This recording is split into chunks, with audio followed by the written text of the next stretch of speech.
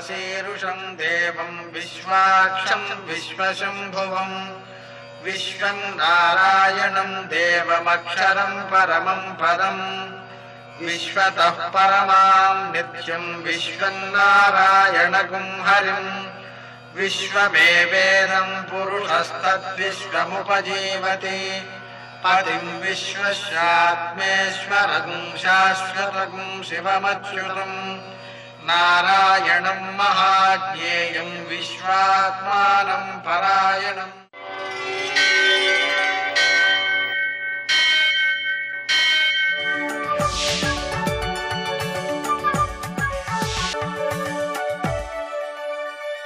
सूर्यशौर्यमथेन्दुरिन्द्रपदवी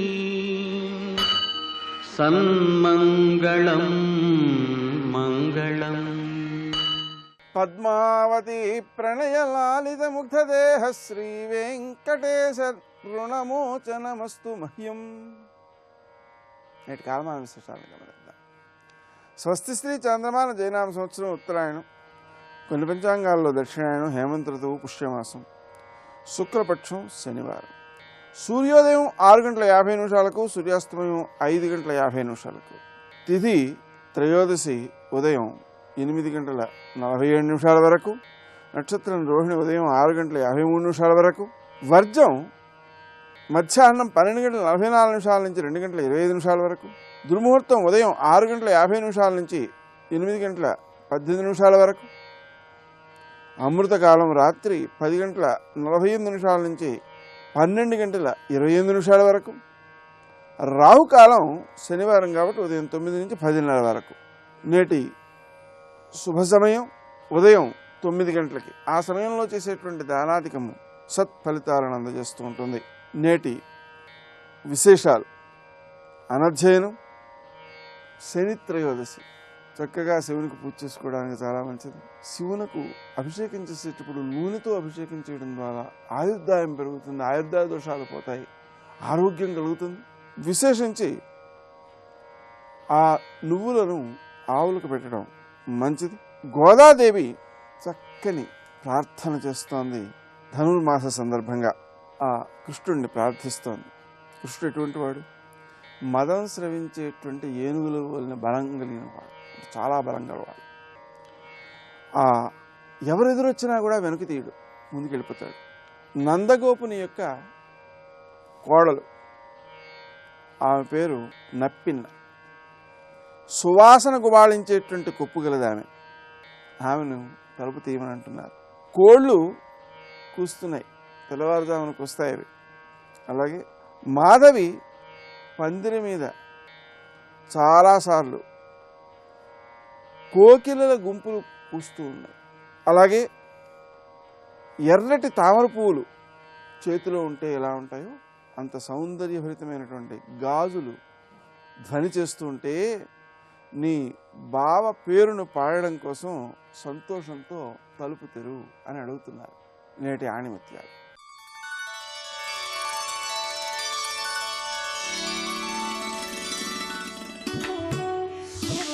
ఉన్నతత్వాన్ని సూచించేది మౌనమైతే శబ్దం చేయడం అల్పత్వాన్ని సూచిస్తుంది.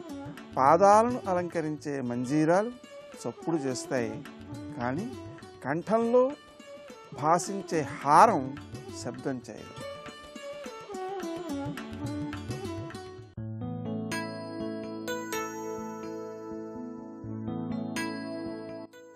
అన్యమనస్కంగా చేసే ప్రార్థనలతో, అసంపూర్ణమైన ప్రయత్నాలతో ఆత్మసాక్షాత్కారం అసాధ్యం. సంపూర్ణంగా అంతర్దృష్టిని ధ్యానంపై నిలిపినప్పుడే అది సాధ్యం.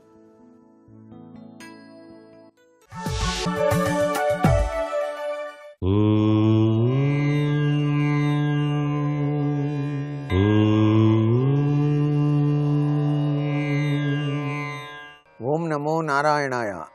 ఓం నమః శివాయ. శ్రీమాత్రే నమః. నవగ్రహాలలో శనీశ్వరుడి యొక్క ప్రభావం చాలా విచిత్రంగా ఉంటుంది. జాతకరీత్యా శనీశ్వరుడు గనక పట్టి పీడించినట్లయితే వ్యక్తి బలహీనుడవుతాడు, ఏ పని చేయబుద్ధి కాదు. సంపాదనా తత్వం పట్ల విముఖత కూడా వస్తుంది. మంచిగా మాట్లాడినా చెడు ఎదురయ్యేటువంటి సమస్యాత్మకమైనటువంటి అనేక ఇబ్బందులు కూడా గురవుతూ ఉంటాయి. ఆరోగ్యరీత్యా కూడాను అనేక రీతుల ఇబ్బందులు కలుగుతాయి అని శాస్త్రం. ఈ శనిపీడ తొలగించుకోవడానికి అర్హరాత్మకుడైనటువంటి అయ్యప్ప దీక్ష స్వీకరించేటువంటి వారు చాలామంది మనకు కనిపిస్తూనే ఉన్నారు. ఈ అయ్యప్ప దీక్షలో పరమార్థ లక్షణం ఏమిటో గ్రహించాలి ప్రతి ఒక్కరూ కూడా. అక్కడ ప్రతి ఒక్కరూ కూడాను స్వామియే శరణం అయ్యప్ప అంటారు. శరణాగతిని మించింది ఏదీ లేదు అని చెప్పడం. అంతేకాకుండా నల్లటి వస్త్రాలు ధరిస్తారు, కాళ్ళకి చెప్పులు లేకుండా దీక్షను స్వీకరిస్తారు. తెల్లవారుజామునే పవిత్ర నదిలో స్నానాదులు ఆచరించి విభూతి ధారణ, గంధం, కుంకం ధారణ చేసి మెడలో రుద్రాక్షమాలతో పాటు స్ఫటికమాలను ధరిస్తారు. ఇలా ధరించినట్లయితే దీక్ష స్వీకరించినట్టు లెక్క. ఈ దీక్షా కంకణా తత్పరతో అనునిత్యం కూడాను ఎవరితో మాట్లాడినప్పటికీ స్వామి శరణం అని చెప్పేసి స్వామిగా భావించి ప్రతి ఒక్కరికి కూడా నమస్కృతాంజలి గడిస్తూ ఉంటారు. ఇలా చేయటం వలన గ్రహ రీత్యా శని పట్టి పీడించేటువంటి వారికి శరణాగతితో కూడినటువంటి ప్రభావం ఉండటం చేత శనిపీడ పోతుంది. అంతేకాకుండా శని మందమతి, ఆయన నడిచేటువంటి వారి జోలికి రాడు. ఈ అయ్యప్ప దీక్ష తీసుకున్న వాళ్ళు కాలి నడకనే ఆ యొక్క అయ్యప్ప స్వామి ఉండేటువంటి ఆ కొండ ప్రాంతాన్ని చేరేటువంటి లక్షణం మనకు కనిపిస్తుంది. అందుచేత నడకలో దాగిన పరమార్థరీత్యా కూడాను అక్కడ ఉన్నటువంటి స్వామిని దర్శించడానికి ఆ యొక్క ప్రభావజనితమైనటువంటి తత్వం చాలా చక్కగా కనిపిస్తూ ఉన్నది. కాబట్టి అనేక తీర్థక్షేత్రాల్ని కూడా వీళ్ళు దర్శిస్తూ ఉంటారు. ఆ తీర్థక్షేత్రాలలో శివక్షేత్రాలు, విష్ణు క్షేత్రాలు రెండూ కూడాను ఉంటాయి.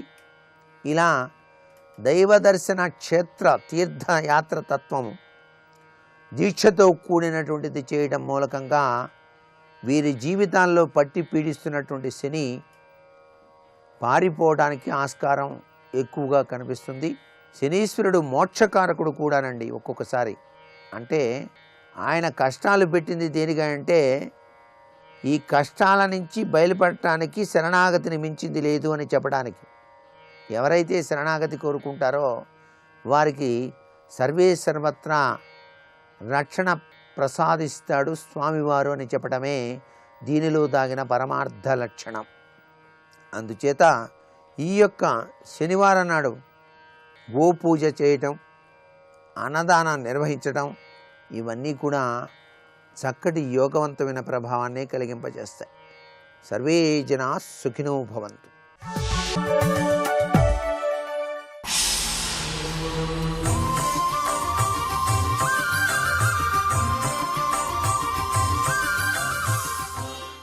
శతక సాహితీ సరస్వతికి నమస్కారం. యవ్వాని మానసం వేప్రొద్దు భవదంఘ్రి సరసిజాసక్తమౌ పొరలువాసి ఆతండే ధర్మపరాయణుండాతండే కవి కోవిదుండతండే ఘనబలుండు పండితుండతడే భూమండల పావనుండతడే దాతయు కులత్రాతయతడే చతురుడు అతడు అతండే శృతిసారవిదుడు అతండఖిలగ్నుడు అతడే నయానయజ్ఞుడు అనగా వేయేల భవదమలాంఘ్రి శుభ పదాబ్జ భక్తి పరాయణుడైన మాన్యుడు దయమందిన కులమే సర్వోన్నతంబు రమ్య గుణధామ శ్రీరామ రామ రామ. ఓ శ్రీరామచంద్రమూర్తి, మా కులం గొప్ప, మా కులం గొప్ప అని ఏ కులం వారైనా వాదించుకోవచ్చు, విశ్వసించవచ్చు వారి కులమే గొప్పని. కానీ అది కాదయ్యా. నిరంతరం నీ చరిత్రని ఆరాధిస్తూ అధ్యయనం చేస్తూ నీ సద్గుణములను తాను నిరంతరం పెంపొందించుకుంటూ సన్మార్గంలో నీవలే సాగాలి అని ఎవరైతే ప్రయత్నం చేస్తారో, నిరంతరం రామభక్తితో ఎవరు జీవిస్తారో, రామనామాన్ని ఎవరు జపిస్తారో అటువంటి పుణ్యాత్ముడు పుట్టినటువంటి కులమే అదే గొప్ప కులం. యవ్వాని మానసం వేప్రొద్దు భవదంఘ్రి సరసిజాసక్తమవు పొరలువాసి. కనులు పొరలు కమ్ముకోకుండా విద్యాహంకారంతో తానే గొప్ప అని విర్రవీగకుండా ఎవ్వరి మనస్సైతే ప్రతి సమయంలో కూడా నీ పాద పద్మముల యందు అనురక్తమై ఉంటుందో, రామాయణ గాథను హృదయంలో నిలుపుకుని నిరంతరం రామగుణములను ఆచరించాలనే ప్రయత్నం చేస్తూ ఉంటారో వారే శ్రేష్ఠులు. అటువంటి వారున్న కులమే గొప్ప కులము. ఆతండే ధర్మపరాయణుండు. ఆ రాముణ్ణి విశ్వసిస్తూ రాముడు సాగిన మార్గంలో సాగేటువంటి వాడే ధర్మపరాయణుడు. ఆతండే కవి కోవిదుండు. ఎంత పరమాద్భుతమైన కవిత్వాన్ని వ్రాసినా ప్రయోజనం లేదు. రామకథను రాసిన రచనయే రచన. రామకథతోనే కవిత్వానికి కూడా వన్నె వస్తుంది. ఘనబలుండు. అటువంటి వాడే మహాబలశాలి. కండలను పెంచినందువలన బలవంతుడనటానికి లేదు. సద్గుణములను పెంచుకుని ఎన్నెన్నో కష్టములు ఎదురైనా సరే ధర్మ నిరతితో సత్యవాక్యాన్ని నిరంతరం కూడా ఆచరిస్తూ సత్యవ్రతుడై సాగేటువంటి వాడే ఘనబలుడు. అందుకు రామాయణాన్ని ఉదాహరణగా తీసుకుని ఆచరణశీలి అయి సాగేవాడే ఘనబలవంతుడవుతాడు. పండితుండతడే. ప్రపంచ జ్ఞానం ఎంత ఉన్నా ప్రయోజనం లేదు. ఆ రామునిలోని సద్గుణాలను తెలుసుకుని ఆచరించేటువంటి వాడే పండితుడు. భూమండల పవనుండతడే. ఈ భూమిపైన పరమ పవిత్రమైన వ్యక్తి ఎవరు అంటే శ్రీరామునిలా జీవించేటువంటి వారు. దాతయు కులత్రాతయతడే. సకల జనులకు కూడా క్షేమాన్ని కలిగించేవాడవుతాడతను. కులత్రాతయతడే. తన కులాన్ని మహోన్నతమైనటువంటి స్థితికి తీసుకునేవాడు. తానున్న సంఘంలో తానున్నటువంటి గోష్ఠిలో అందరికీ కూడా అద్భుతమైన పావనమైన స్థితిని కలిగించేటువంటి వాడవుతాడు. చతురుడతడే. శృతిసార విదుడతండే. సర్వ వేదాంత సారాన్ని తెలుసుకున్నవాడెవడంటే రామతత్వాన్ని అర్థం చేసుకుని రాముడు నడిచిన ఆ అడుగు జాడలలో నడిచేటువంటి వాడు. వేయేల భవదమలాంఘ్రి శుభ పదాబ్జ భక్తి పరాయణుడైన మాన్యుడుదయమందిన కులమే సర్వోన్నతంబు. నీ పాద పద్మములను అనురక్తితో సేవిస్తూ నీ సద్గుణములను తనలో నిలుపుకుంటూ సాధన చేస్తూ ధర్మపరాయణుడై సత్యవాక్యాన్ని నిరంతరం కూడా దృష్టిలో పెట్టుకుని ఇచ్చిన మాటకు కట్టుబడి జీవితాన్ని కొనసాగించేటువంటి వాడే అటువంటి మహానుభావుడు పుట్టినటువంటి కులమే సర్వోత్కృష్టమైనది, సర్వ కులములలో శ్రేష్టమైనది అని తెలియజేస్తూ కుల వివాదములలో చిక్కుకోకండి, సద్గుణాలను పెంపొందించుకోండి. అది శ్రీరాముణ్ణి ఆదర్శంగా తీసుకుని జీవించినటువంటి వారే గొప్ప కులీనులు అని తెలియజేస్తూ అద్భుతమైన పద్యరచనతో గొప్ప శతకాన్ని మనకు అందించిన భక్తి తత్పరులు పండిత కవులు శ్రీ మైలవరపు సూర్యనారాయణమూర్తి గారి శ్రీరామ సప్తాక్షరి శతకంలోని మరి ఒక పద్యం గురించి రేపు ఉదయం తెలుసుకుందాం. జై శ్రీరామ్. కృష్ణ ముకుంద మురారి జయ గోవింద బృంద విహారీ. కృష్ణ ముకుంద మురారి జయ కృష్ణ ముకుంద మురారి.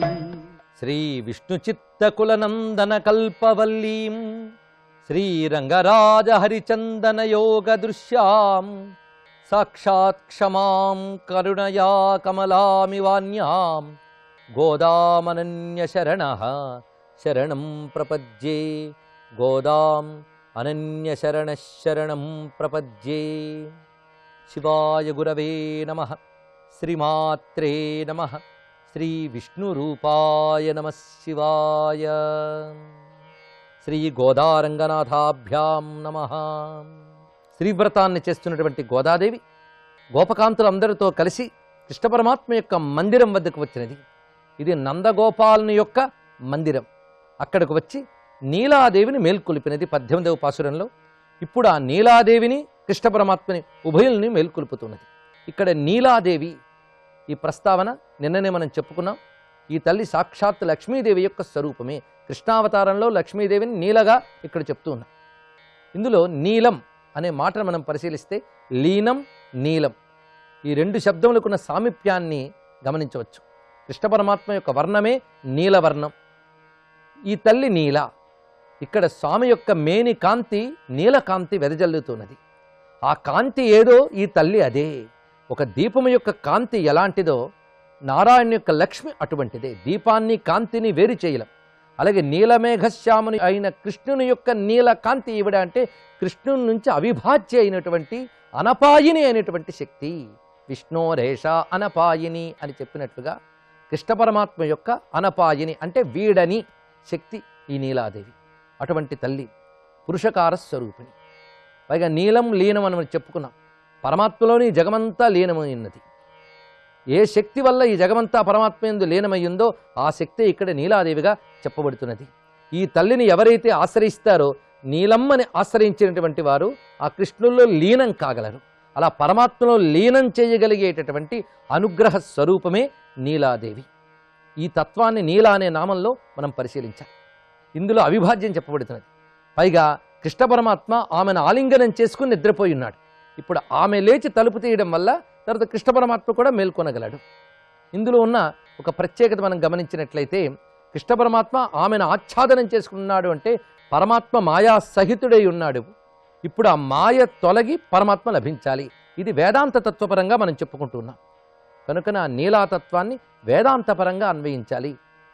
ఉత్తమమైన భావుకతతో భక్తితో దివ్యమైన సమాధి స్థితిలో ఒక యోగిని కానీ మాట్లాడితే అది వేదాంతమై వస్తుంది. అలాంటి యోగిని గోదాదేవి. అందుకే ఆ వేదాంత తత్వం ఈ దివ్యమైన పాశురాల్లో ఉన్నది. అందుకే వేద బీజములుగా ఈ పాశురాల్ని భావించి ద్రవిడ వేదంగా సంకీర్తన చేస్తూ ఉన్నాం ఈ ధనుర్మాసంలో. కుత్తు విళక్కెరియ కోట్టుకాల్ కట్టిల్ మేల్ మెత్తెன்ற పంచశయనిత్తిన్ మేలేరి கொத்து அலர் பூங்கொழல் நப்பின்னை கொங்கை மேல் வைத்து கிடந்த மலர் மார்பா வாய் திறவாய் மைத்திடம் கண்ணினாய் நீ உன் மணாலனை எத்தனை போதும் துயில் எழ ஒட்டாய்கான் எத்தனை ஏலும் பிரிவாத்தகில்லாயால் తత్వం అన్రు తగవయేల్ ఓరంబావై. కుత్తు విళక్కిరియే. ఇక్కడ ఈ పాశురంలో సగభాగం పరమాత్మని మేల్కొలుపుట, ఇంకో భాగం నీలాంబని మేల్కొలుపుట రెండూ కనబడుతున్నాయి. ఇక్కడ కృష్ణ పరమాత్మని వాయి తెరవాయి అన్నారు. అంటే నోరు తెరవయ్యా అంటే పలుకవయ్యా మాతో. నువ్వు ఈ విధంగా నిద్రపోతూ మమ్మల్ని ఉపేక్షించరాదు. ఇది సుప్రభాతం. నువ్వు మేల్కొని మాతో మాట్లాడు అని.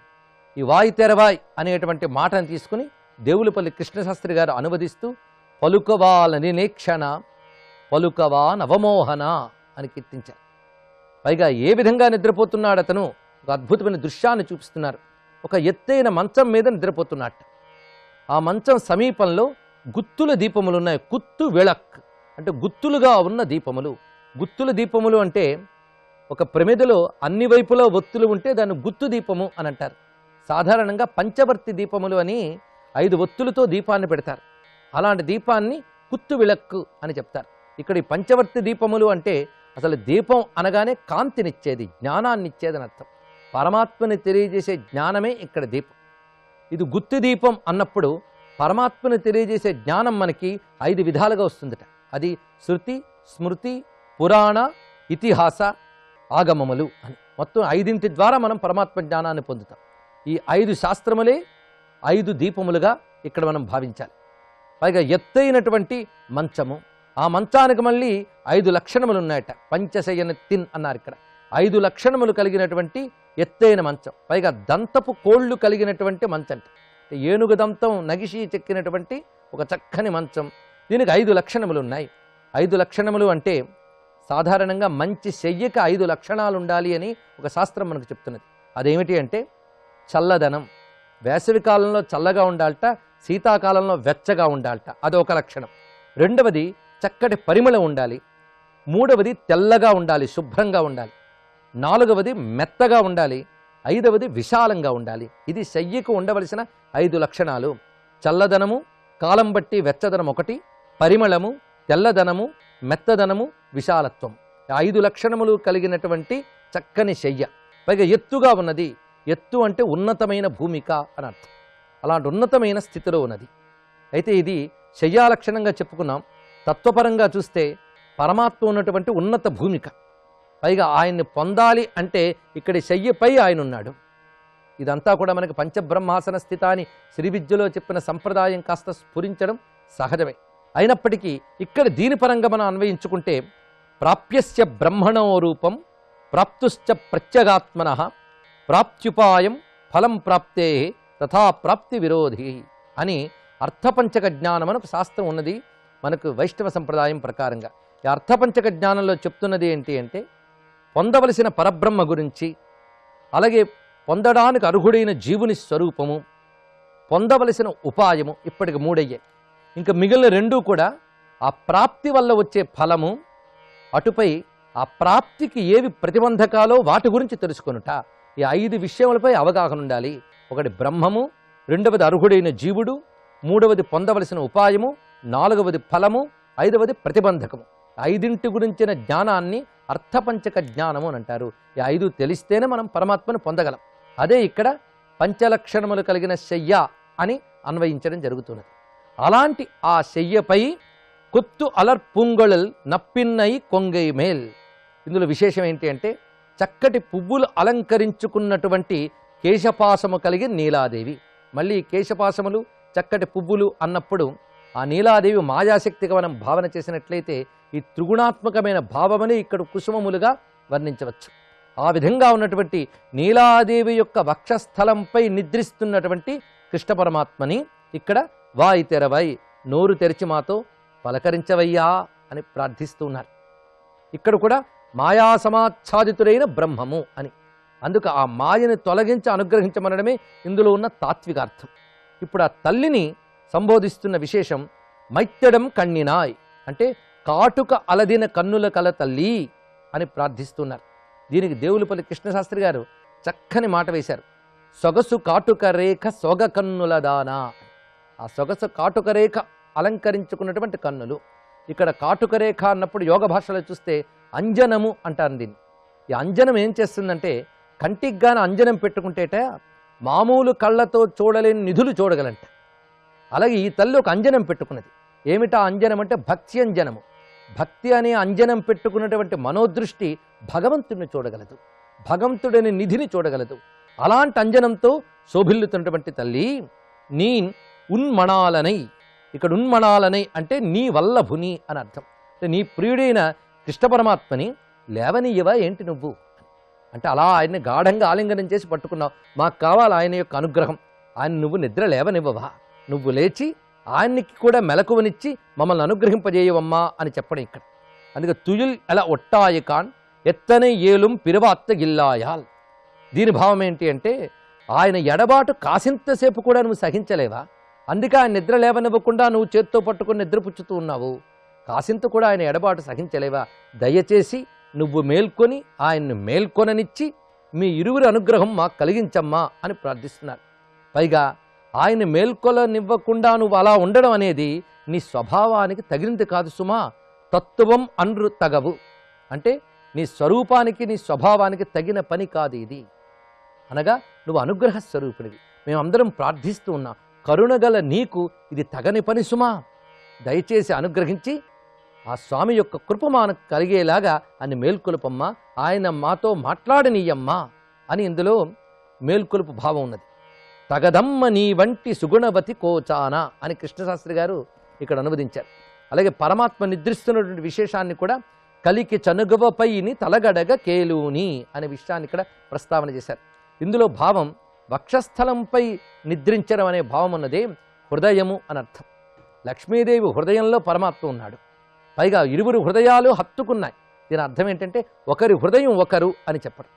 దీన్ని లక్ష్మణ యతీంద్రులు చక్కని తెలుగు మాటల్లో అందిస్తూ ఎంగుదంతపు కోళులెత్తయిన సెజ్జ, చక్కని తెలిసెజ్జ, చల్లని సెజ్జ, తావులు జిమ్ము మెత్తని సెజ్జ. సెజ్జ అంటే శయ్య అని అర్థం. మనం తెలుగులో చెప్పుకునేటప్పుడు సెజ్జ అంటున్నాం.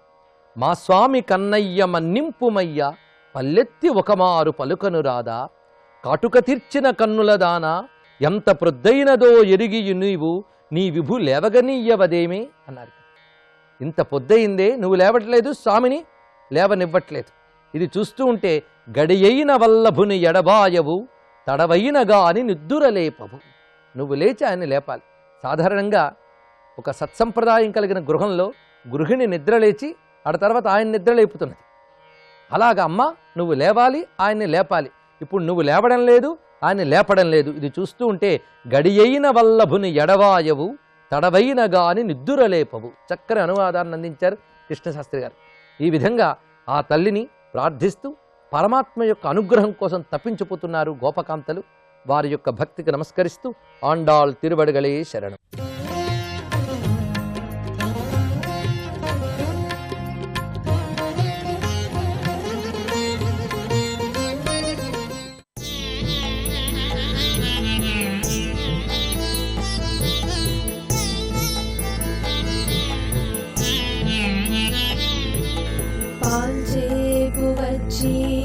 అమ్మాయటం చరచి తమ బుద్ధి చూడల తలచిన మాత్ర పొదుగుల ధారలు పంపిరి మోవా తడిపి వీడల్చి తడి చేయు మనిష జాలము గలవాణి సేరొప్పువాణి చెల్లలవుతువరే తెలియరో నీవు తొలి సంజ మంచు బిందులలో రదోగి చెరులు నీటి ముంగిలిలోన వేచి కనుకెంపు గదుల లంకాధిపు సర్వనాశమునర్చిన దయశాలి విశ్వమోహను కీర్తించి ముదమున పాడ వావిప్పది పంతమోయమ్మ చెయ్యను వీడవే సారసనయన ఇంతటి నిద్రయేరుగరోయమ్మ ఇందరమిట చేరేట్లు ప్రార్థింప ఎంతటి దానమో తిరిగిరెల్లరూను ఇకనైన లేవమ్మ ఇందేవరాచి కలుపులు తెరవవే కలహంసగమన అరుదెల్చి మము చేరు మమ్మ గోపెమ్మ మదనోము జగతికి మంగళప్రదమో మదనోము జగతికి మంగళప్రదమో.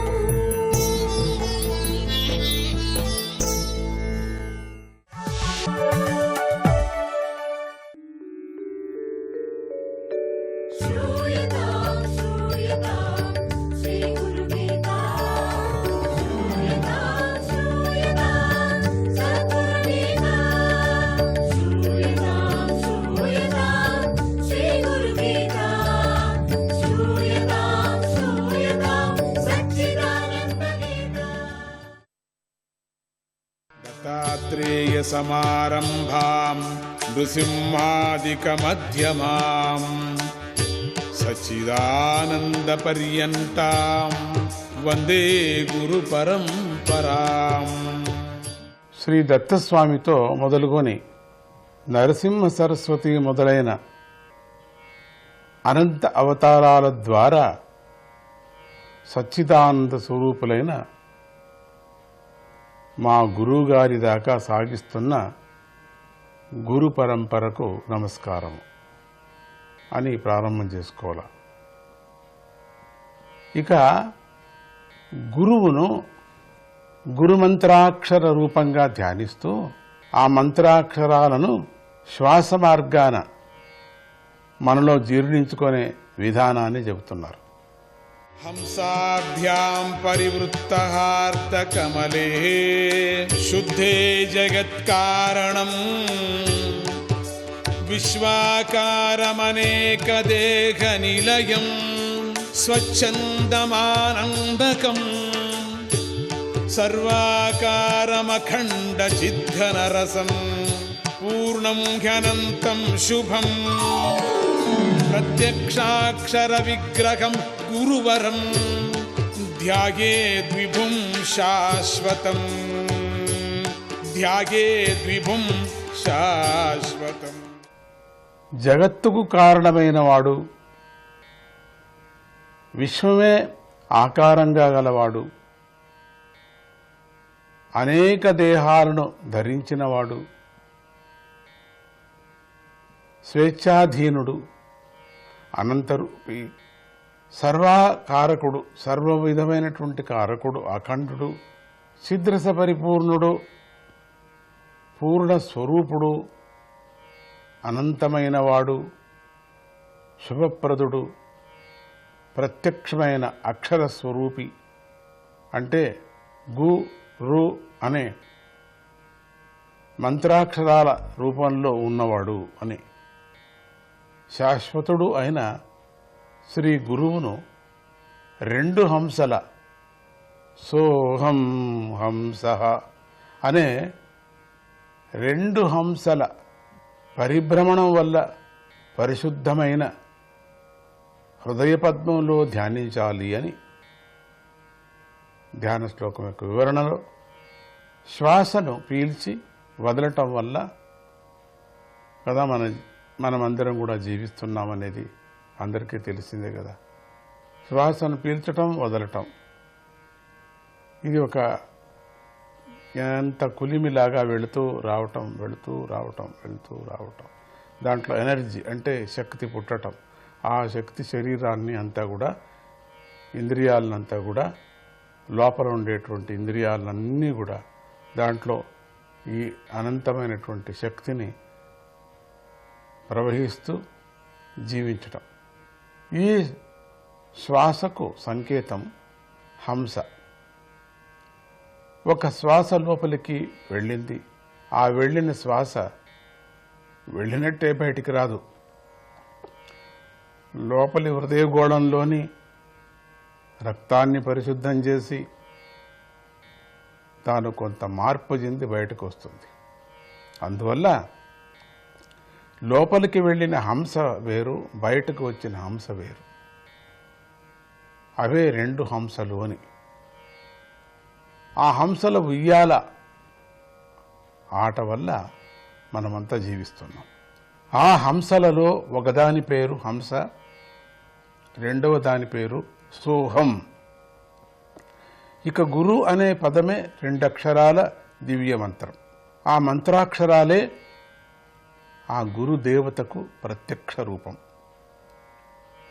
ఈ 2 అక్షరాలని ఆ 2 హంసలుగా చేసి, అంటే శ్వాసతో కలిపి నిరంతరంగా తన హృదయంలోకి ఎక్కించుకోవటాన్ని అజపజపం అంటారు. దీన్ని అవిచ్ఛిన్నంగా ఆచరించేవాడికి మామూలు హృదయమే కాక కుడి ప్రక్క ఉండే యోగ హృదయం కూడా పరిశుద్ధమవుతుంది. జై గురుదత్త.